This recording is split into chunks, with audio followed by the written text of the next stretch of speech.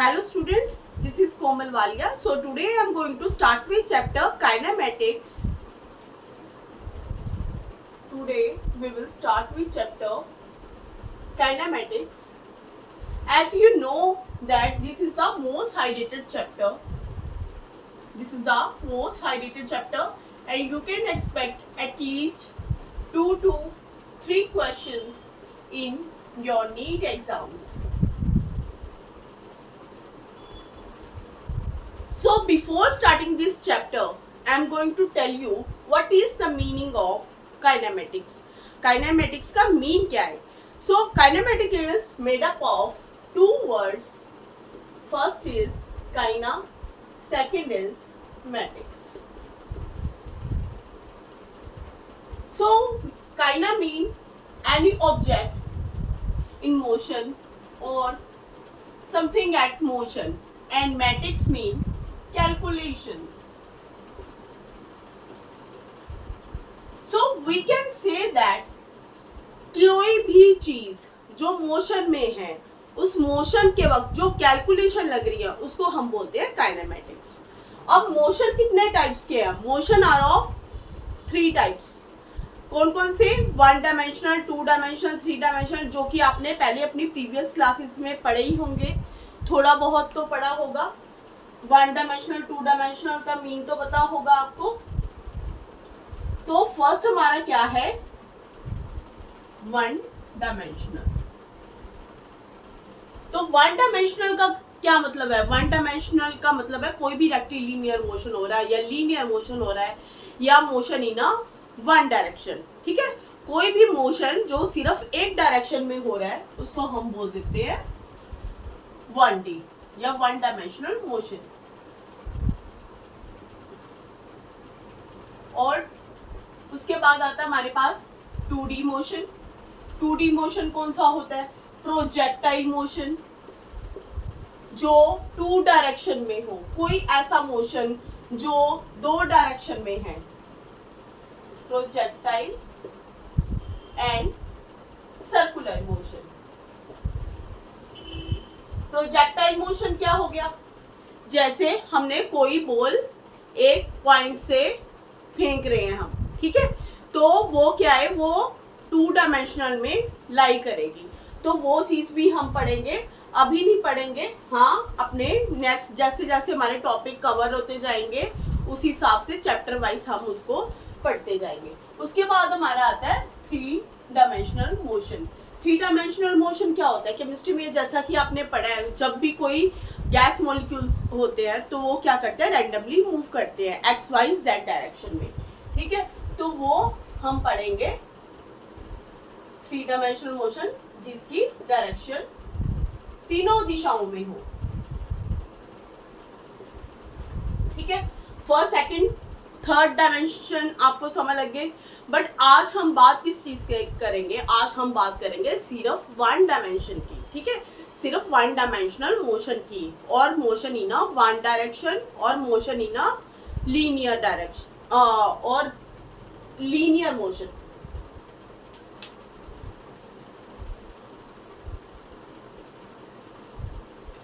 तो आज हम बात करेंगे 1 डायमेंशनल मोशन की. 1 डायमेंशनल मोशन. ओके, अब 1 डायमेंशनल मोशन क्या होता है? रेक्टिलिनियर मोशन को ही बोलते हैं हम 1 डायमेंशनल मोशन. और मोशन इन 1 डायरेक्शन. इतनी चीज समझ लगी आपको? तो अब इसमें क्या है? काइनेमेटिक्स के कुछ वेरिएबल्स है, अलग अलग वेरिएबल्स हैं. जैसे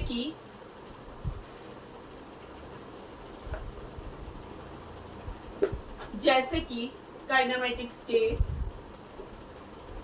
वेरिएबल्स के बारे में बात करते हैं.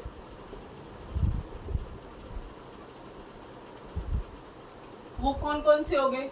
First is distance, then second displacement,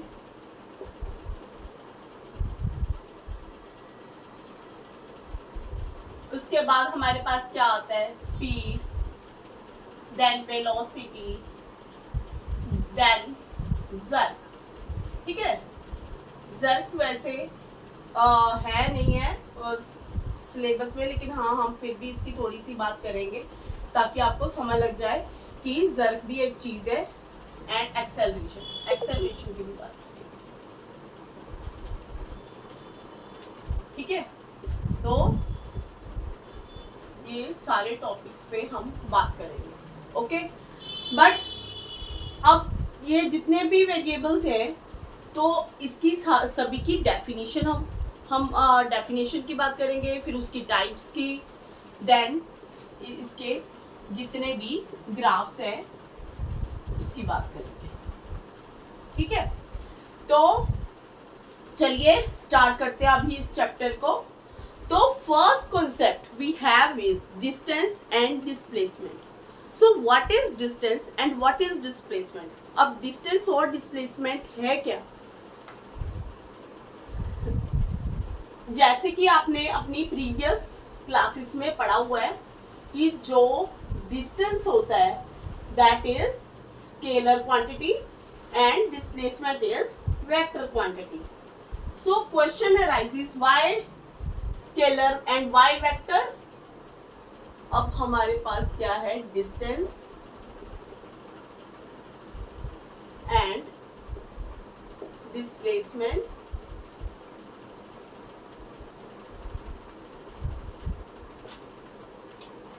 अब डिस्टेंस और डिस्प्लेसमेंट हमारे पास है। ठीक है, डिस्टेंस को हमने क्या बोला था, this is a scalar quantity, है ना, और इसको क्या बोला था, vector quantity. Scalar and vector. Scalar का एक्चुअल में मीन क्या है, क्या मतलब है स्केलर का? स्केलर का मतलब है कोई भी ऐसी चीज जिसका मैग्नीट्यूड तो है बट डायरेक्शन नहीं है। वो डायरेक्शन नहीं बता रहा कि वो आगे जा रही है चीज या पीछे जा रही है। आपने प्रीवियस क्लासेस में पढ़ा होगा, अगर कोई चीज आगे जा रही है तो पॉजिटिव में आता है, अगर कोई चीज पीछे चले गई तो नेगेटिव हो जाती है। बट ये केस हम डिस्टेंस के केस में नहीं लेंगे। ठीक है, ये केस की बात करेंगे हम डिस्प्लेसमेंट के जब बात करेंगे। तो हमारे पास क्या है, डिस्टेंस क्या हो गया, स्केलर, डिस्प्लेसमेंट हो गया वेक्टर। इसका मतलब क्या है, इट हैज मैग्नीट्यूड ओनली, इसका सिर्फ मैग्नीट्यूड है। एंड इन दिस केस अगर इसकी बात करेंगे, it has magnitude as well as direction. Direction vector का मतलब क्या है, ये हमारी एक लाइन और ये हमारा एरो, ये क्या बताती है हमें, एक डायरेक्शन के बारे में। और ये जो लाइन है ये हमें किस चीज के बारे में बताती है, ये हमें बताती है कोई भी वैल्यू कि वो कितना चला। जैसे 2 मीटर, तो 2 हमारे पास क्या है, मैग्नीट्यूड कि ये इतना चला। अगर मैं बोल देती हूँ -2 मीटर है, इसका मतलब ये पीछे को भी चला, है ना, तो ये माइनस हम इसलिए लगाते हैं। ठीक है, कोई चीज जो डायरेक्शन है वो किस तरफ चली। ठीक है, अगर माइनस में है इसका मतलब कोई चीज पीछे की तरफ चल रही है, मतलब इस तरफ। ठीक है, अगर 2 मीटर है तो इसका मतलब इस तरफ कोई चीज चली है। ओके, तो ये हमारे पास पॉजिटिव और नेगेटिव का भी कॉन्सेप्ट है। और अब हम बात करेंगे एक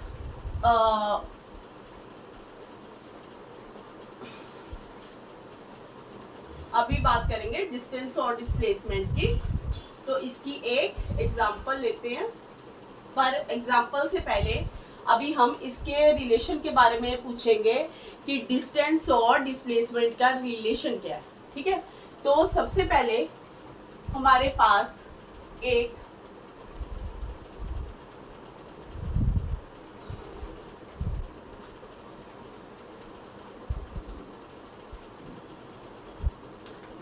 तो मेरे पास सपोज एक रास्ता है ये वाला।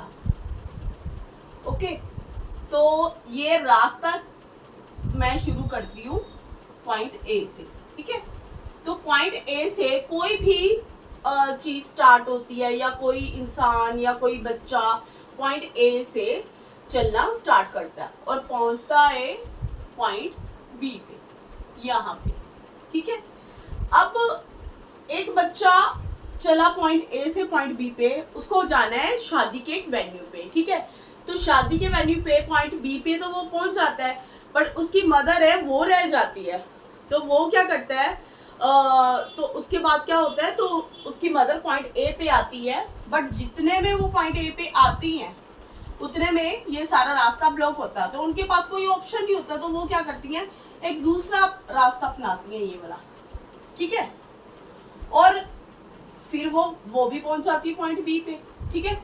इतने में एक उसके फादर आते हैं, तो फादर जब आते हैं ये दोनों रास्ते ब्लॉक हुए होते हैं, तो वो क्या करते हैं, एक और रास्ता, छुपा हुआ रास्ता मिल जाता उन्हें, और फिर वो इस रास्ते से होते हुए पॉइंट बी पे पहुंचते हैं, ठीक है।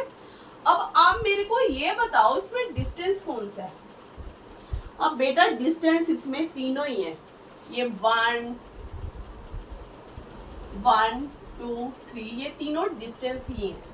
बट इसमें जो शॉर्टेस्ट डिस्टेंस है, शॉर्टेस्ट पाथ जो कवर कर रहा है, वो कौन सा है, वो है हमारा A to B जाने वाला ये वाला रास्ता, 3 नंबर वाला रास्ता, ठीक है। तो जो डिस्प्लेसमेंट है वो क्या होती है, that is the shortest path, shortest path covered from point A और from point 1 to point 2, okay, या from point A to point B लिख सकते हैं, ओके। बट ये नहीं लिखोगे between point A to B, okay, ये चीज की बात आप नहीं करोगे, ठीक है। आप बात करोगे from point two point B, ठीक है। तो ये हमारे पास था शॉर्टेस्ट पाथ। बट अब बात करेंगे डिस्टेंस की। अब दो रास्ते हमारे पास, जो बड़े से हमने रास्ते अपनाए, ठीक है, वो कौन सा था, फर्स्ट और सेकंड रास्ता, उसको हम क्या बोलेंगे, दैट इज डिस्टेंस, ठीक है। इसको हम क्या बोलेंगे, डिस्टेंस। तो ये दो रास्ते हमारे पास डिस्टेंस हो गए, और ये जो शॉर्टेस्ट पाथ है वो क्या है हमारे पास, डिस्प्लेसमेंट हो गया।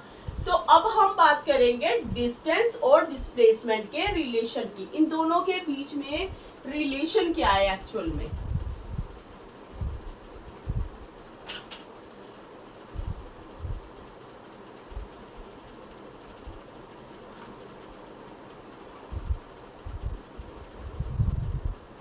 तो बात करेंगे इनके रिलेशन की। तो डिस्टेंस और डिस्प्लेसमेंट, जैसे कि मैंने आपको बताया था, जो डिस्प्लेसमेंट है that is the shortest path, कोई भी छोटा रास्ता। अब छोटे रास्ते की बात कर रहे हैं, तो अब हमारे पास एक ऑप्शन है, ठीक है, relation between distance and displacement. अब इसमें मैं आपको ऑप्शन दे देती हूँ। ऑप्शन नंबर 1 है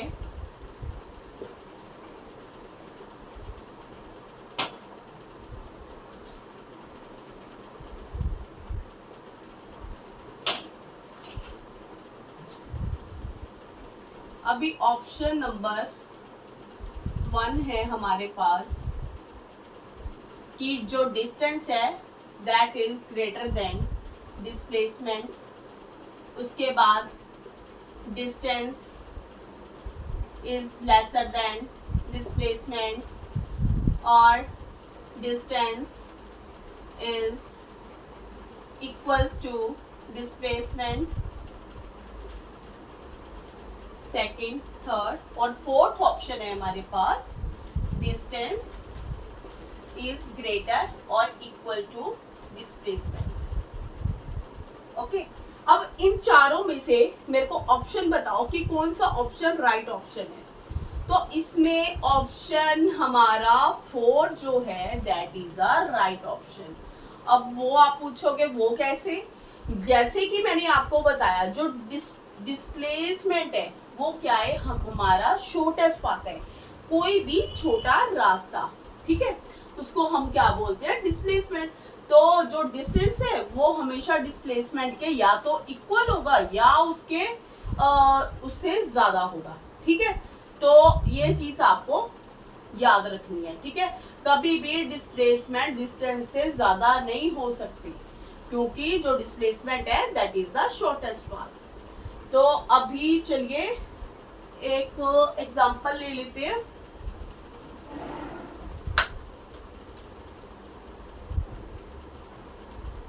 एक एग्जांपल करते हैं।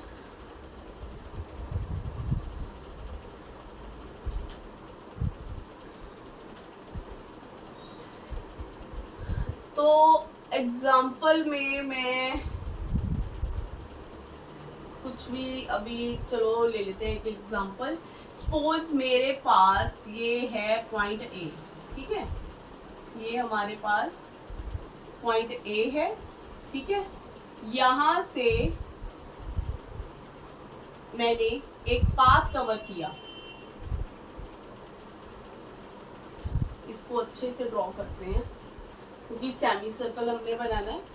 तो पॉइंट ए से मैं चली और ठीक है यहाँ पे एक मैंने डिस्टेंस ट्रेवल किया, ठीक है, इस तरीके से, मतलब पॉइंट ए से चले और या किसी पार्टिकल ने पॉइंट ए से पार्टिकल चला और पहुंचता है पॉइंट बी पे, ठीक है।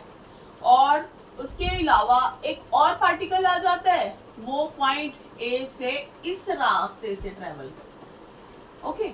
अभी आपको देखने पे पता लग रहा है कि ये क्या बन गया, सेमी सर्कल, ठीक है। तो सेमी सर्कल ये बन गया। तो अब इसमें क्या है, सेमी सर्कल का जो सर्कमफेरेंस है ये वो आपको पता है क्या होता है, सर्कमफेरेंस ऑफ सेमी सर्कल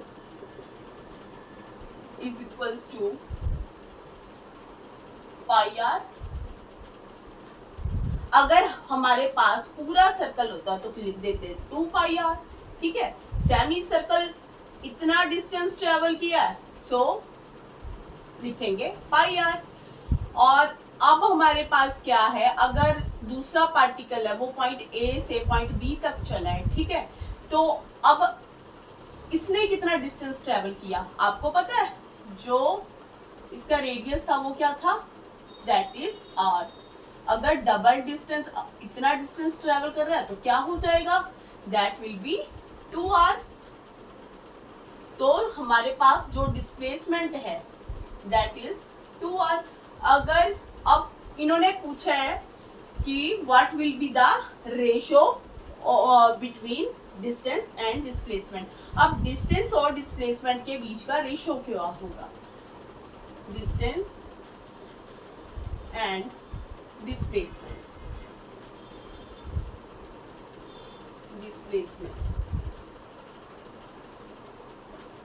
बेटा अभी इसका रेशो क्या है, रेशो हमारा आएगा पाई आर, जो ये वाला डिस्टेंस हम किसको मानते हैं, जो ज्यादा बड़ा हो, ठीक है। तो इतना डिस्टेंस यहाँ से हमने कवर किया, तो सर्कमफेरेंस क्या होता है सेमी सर्कल का, ये हमने बात की थी पाई आर। और उसके बाद डिस्टेंस क्या है हमारे पास, दैट इज 2r, ओके। तो ये हमारे पास हो गई एग्जांपल। अब इसके अलावा एक और एग्जांपल लेते हैं, बट उससे पहले ये जो मेरा पेन है जो बार बार अभी रुक रहा था, तो इसमें इसको मैं थोड़ा सा ठीक कर लेती हूँ ताकि हम फिर अच्छे से ब्लैक बोर्ड पे लिख पाए। चलो बिना देरी लगाए हम इसकी नेक्स्ट एग्जांपल सॉल्व करते हैं।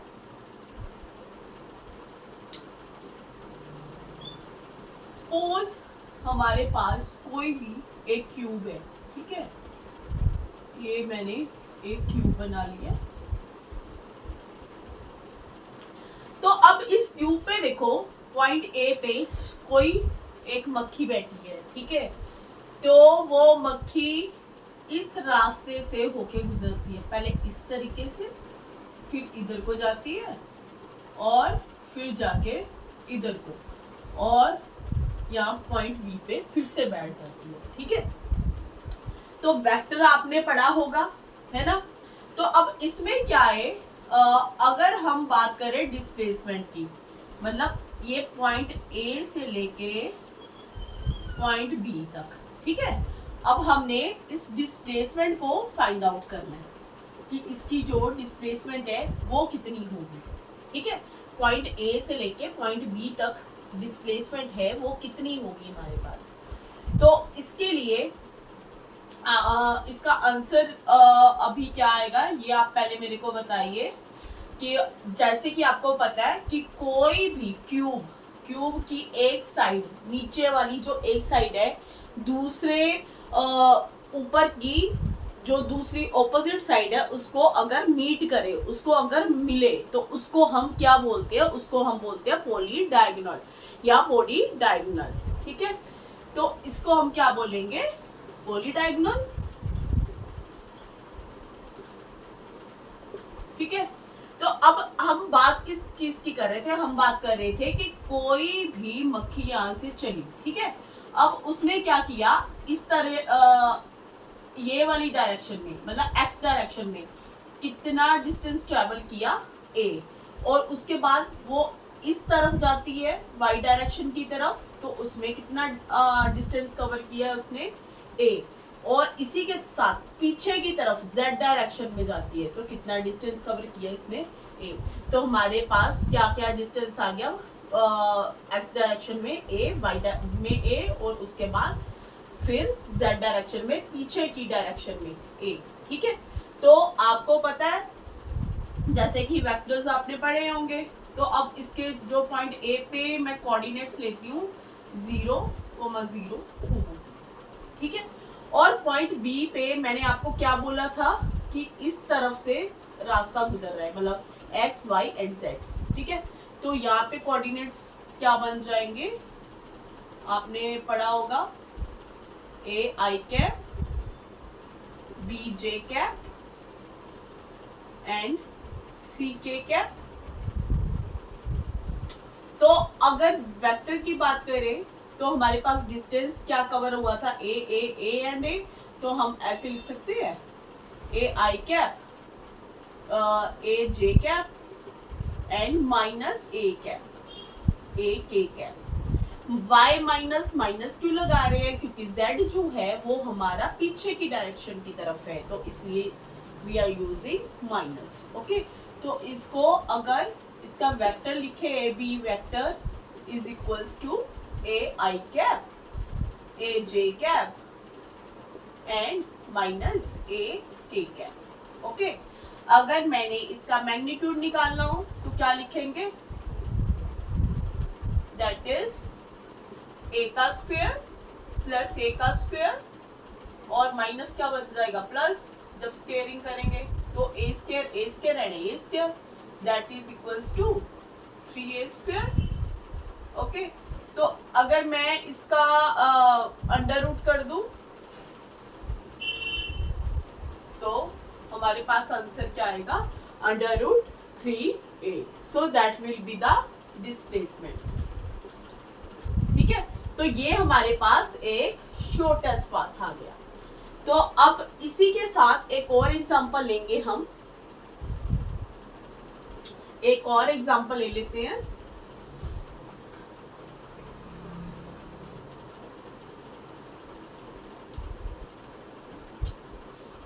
सपोज एग्जाम्पल नंबर 3, ठीक है। अब मेरे पास एक सर्कल है, ठीक है, और मैं चलती हूँ पॉइंट ए से और पहुंचती हूँ पॉइंट बी यहाँ पे, ठीक है। तो ये रहा हमारा सेंटर, तो मैं इसमें 1/4 डिस्टेंस कवर कर रही हूँ। अब बात करेंगे डिस्प्लेसमेंट की, ठीक है। हमने फाइंड क्या करनी है, डिस्प्लेसमेंट, ये वाली साइड फाइंड आउट करनी है, शॉर्टेस्ट पाथ फाइंड आउट करना है हमने, ठीक है। तो शॉर्टेस्ट पाथ फाइंड आउट करने के लिए क्या करेंगे, आपको पता है रेडियस क्या था इसका, r, इसका भी r, ठीक है। तो ये हमारे पास क्या बना, राइट एंगल ट्राइंगल। तो आपको पता है फॉर्मूला क्या होता है, हाइपोटेन्यूज का square is equals to base का square is equals plus perpendicular. ये आपको पता है ना। तो अब क्या करेंगे, हमने हाइपोटेन्यूज फाइंड आउट करना है। तो b क्या हो गया हमारे पास, R square plus R square, ठीक है। तो क्या हो गया 2r स्क्वायर, अगर हम स्क्वायर हटा दें तो क्या आएगा, अंडर रूट 2r, ठीक है। तो ये हमारे पास डिस्प्लेसमेंट आ गई, किस केस में, जब हमने 1/4 डिस्टेंस ट्रेवल किया सर्कल में, ठीक है। अगर मेरे पास एक और केस हो, इसी तरीके से एक सर्कल है, ठीक है, और ये रहा इसका डिस्टेंस, तो मैंने कितना डिस्टेंस इसमें ट्रेवल किया, ये इतना डिस्टेंस, ठीक है, पॉइंट ए से पॉइंट बी, इतना। तो हमारे पास आंसर क्या आएगा, रेडियस, ये पहला डिस्टेंस कितना ट्रेवल किया r, दूसरा फिर r, that is equals to 2r। तो 2r हमारे पास आंसर आ जाएगा इसका। अब एक और केस ले लेते हैं इसी के साथ।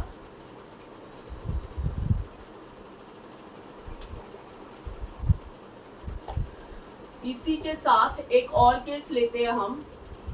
सपोज मेरे पास एक सर्कल है, कोई भी सर्कल ले रहे हैं हम, ठीक है।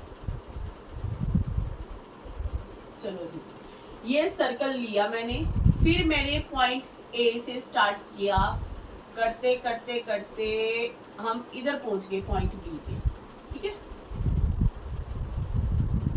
ये है, ये भी आ रहा है, ये भी आ रहा है, ठीक है। अब ये मैं पॉइंट बी पे पहुंच जाती हूँ, ठीक है। अब इसमें ए और बी के बीच में जो एंगल बन रहा है दैट इज 120 डिग्री, ठीक है। ए और बी के बीच में जो एंगल बन रहा है वो कितना है हमारे पास, theta is equals to 120 degree. अब बेटा अगर हमारे पास कोई ऐसा केस आ जाए, ठीक है, जिसमें एंगल 120 डिग्री बन रहा हो, 40 डिग्री बन रहा हो, 35 डिग्री बन रहा हो, तो या कोई भी 50 डिग्री बन रहा हो, तो हम क्या करेंगे, इसमें वेक्टर एनालॉग का यूज करेंगे। वेक्टर एनालॉग का यूज करेंगे तो उसके लिए हम कौन सा फॉर्मूला यूज करेंगे, हम फॉर्मूला यूज करेंगे 2r sin थीटा बाय 2, ठीक है। तो अब अगर हमने इस केस में क्या करना है, डिस्प्लेसमेंट फाइंड आउट करनी है, ठीक है, ए और बी की। हमने क्या ए बी का जो डिस्टेंस है, ठीक है, ये फाइंड आउट करना है। तो उसके लिए, और एंगल अगर ये वाले दे रखे हो तो हम ये वाला फॉर्मूला हमेशा यूज करेंगे।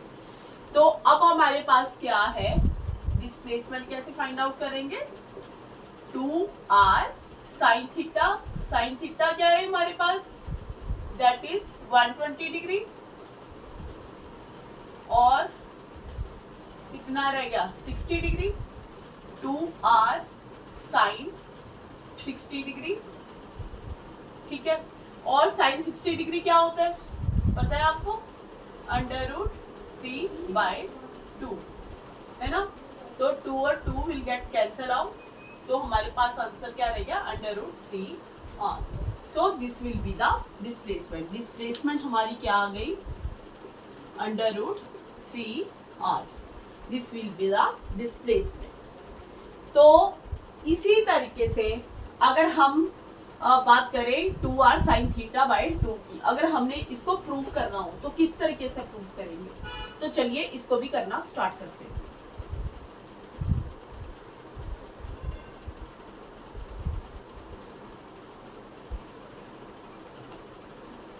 तो अब देखिए हमारे पास जो वेक्टर थे, ये ट्रायंगल बना था, हम इसको इस तरीके से भी ड्रॉ कर सकते हैं।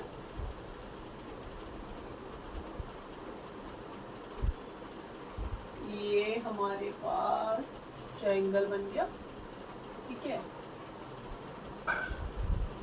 चलो ये R1 R2 और ये हम डिस्प्लेसमेंट इसको D से डिनोट कर लेते हैं, ठीक है। तो ये हमारे पास R1 R2, अब मैं क्यों लिख रही हूँ, यहाँ पे तो RR था, R1 R2 क्यों। अब मैंने प्रूफ क्या करना है, sign 2R sine theta by 2, हमने इसको प्रूफ करना, ठीक है।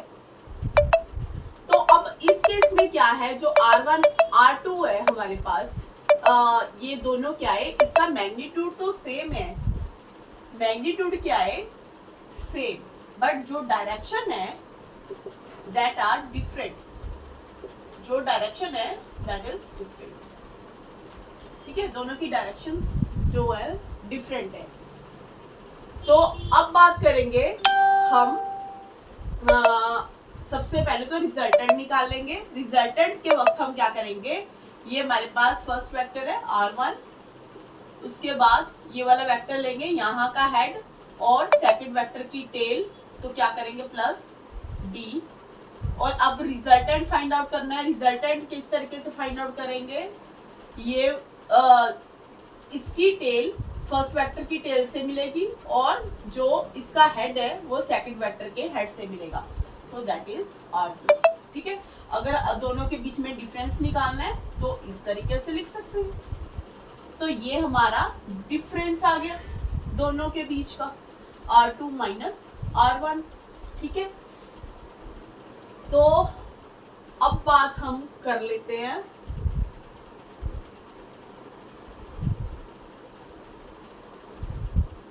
अब इसको प्रूफ करेंगे, ठीक है। क्या आ गया था, D is equals to R2 minus R1, ठीक है। अगर मैग्नीट्यूड निकालना हो तो क्या लिखेंगे, R1 का स्क्वायर R2 का स्क्वायर माइनस 2 cos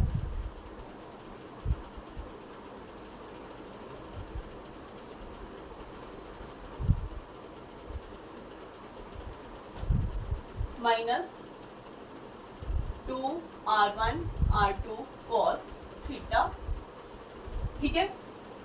अब हमारे पास, अब माइनस क्यों लगाया, माइनस है तो माइनस लगाएंगे, अगर प्लस होगा तो प्लस लगाएंगे, जो भी डायरेक्शन होगी, ठीक है। तो अब क्या है हमारे पास, R क्या था हमारे पास, R square plus R square plus 2R square cos theta, ठीक है। अब क्या करेंगे इसमें,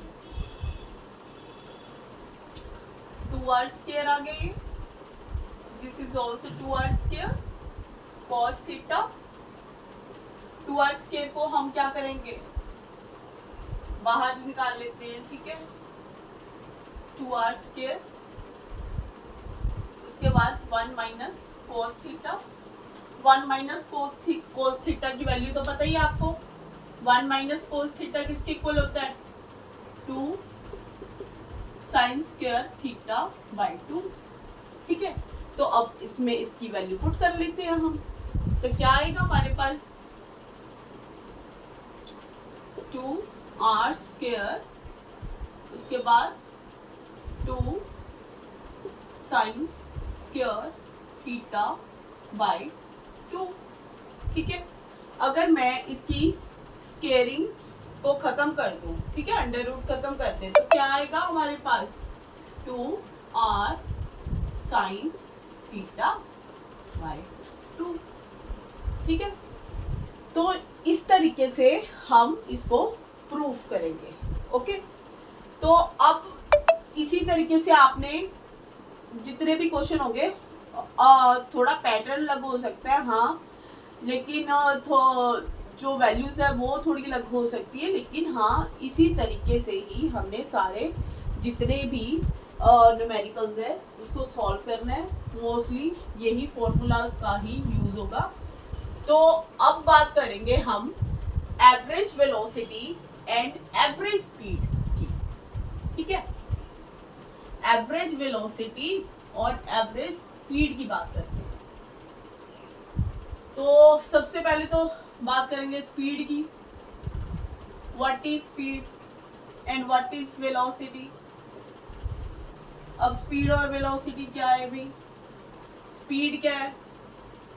स्केलर क्वांटिटी, एंड वेलोसिटी क्या है? Vector quantity. ठीक है, स्पीड हमारे पास क्या है? स्केलर क्वांटिटी है, और वेलोसिटी क्या है? Vector quantity. इसका मतलब क्या है? इसका जो है ओनली मैग्नीट्यूड है। ठीक है, क्या है? Only magnitude. और इसकी क्या है? Direction as well as magnitude.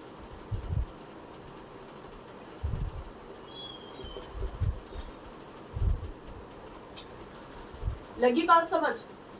तो अब इसमें क्या करेंगे हम?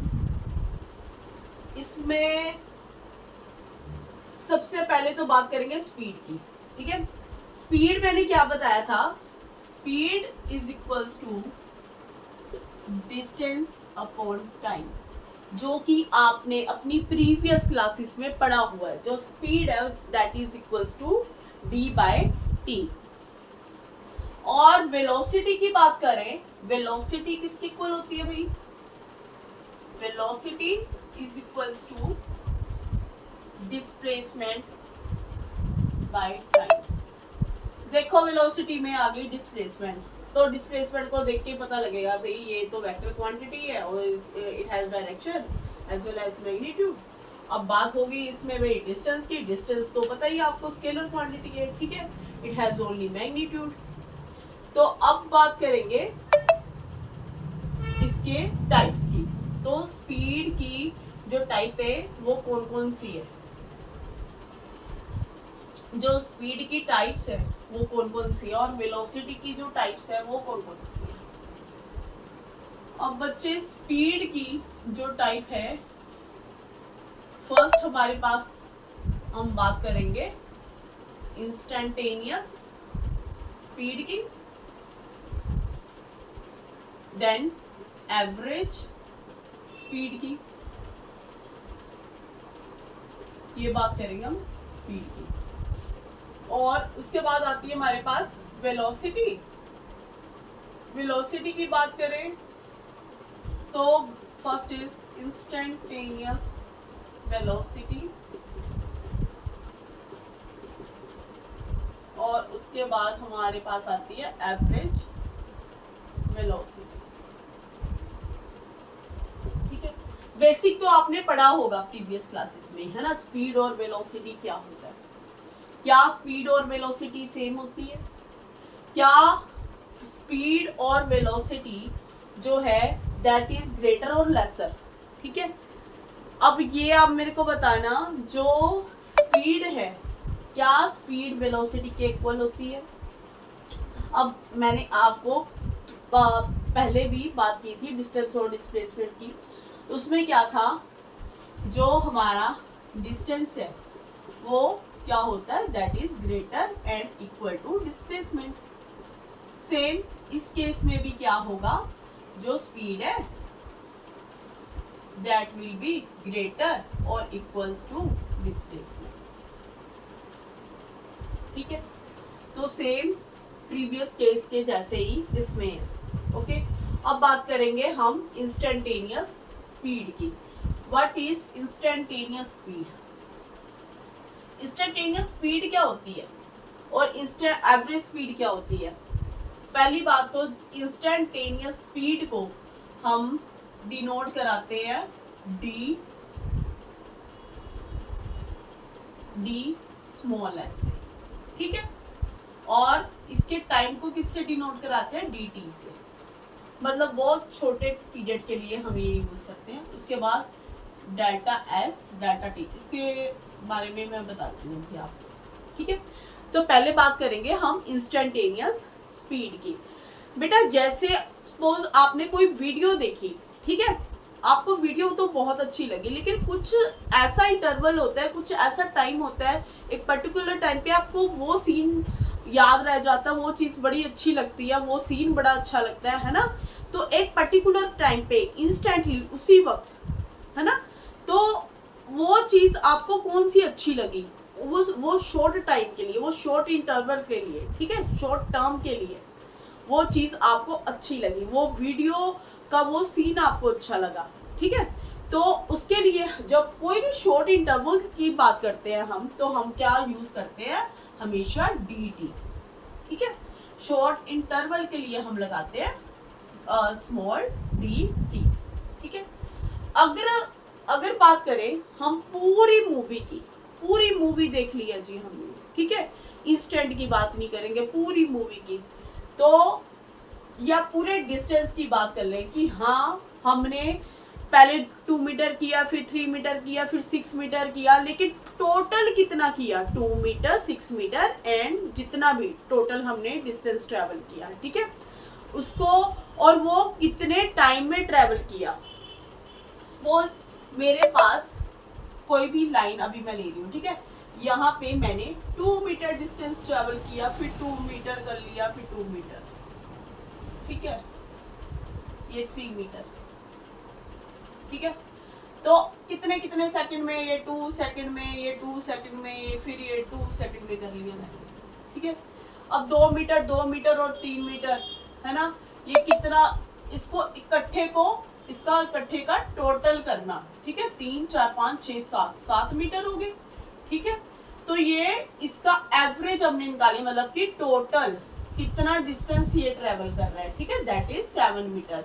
तो हम क्या लिखेंगे, जो टोटल डिस्टेंस इसने ट्रेवल किया दैट इज 7 मीटर, उसको हम बोलेंगे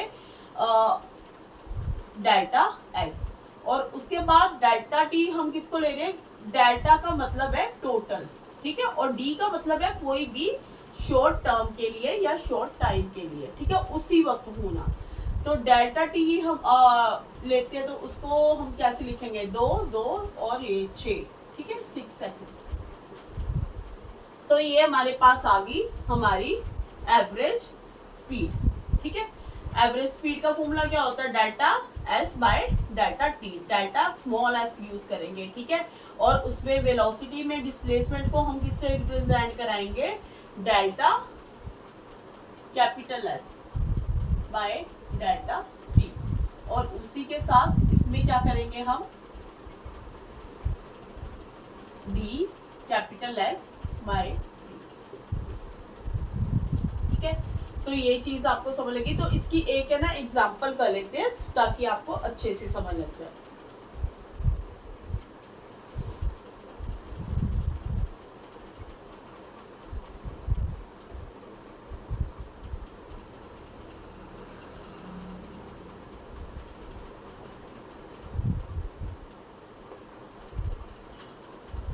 तो चलिए इसकी एक एग्जांपल कर लेते हैं। Suppose I am moving from point A and I covered a distance 3 meter towards east. Then I return back and travel a distance of 2 meter. Okay. अब बेटा हमने क्या करना है, एवरेज स्पीड और एवरेज वेलोसिटी दोनों फाइंड आउट करेंगे, ठीक है। एवरेज स्पीड हमारी क्या होती है, delta small s delta T, delta capital S delta T, ठीक है। इसको क्या बोलेंगे, total distance by total time. और इसको क्या बोलेंगे, टोटल डिस्प्लेसमेंट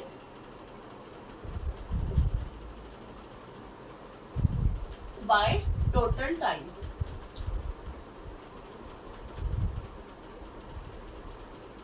अब बेटा इसमें बात करें एवरेज स्पीड की, ठीक है, तो इसने कितना डिस्टेंस ट्रेवल किया उसकी बात करेंगे, ठीक है। तो टोटल डिस्टेंस कितना हुआ, A to B, ठीक है, उसके बाद B to C 3 मीटर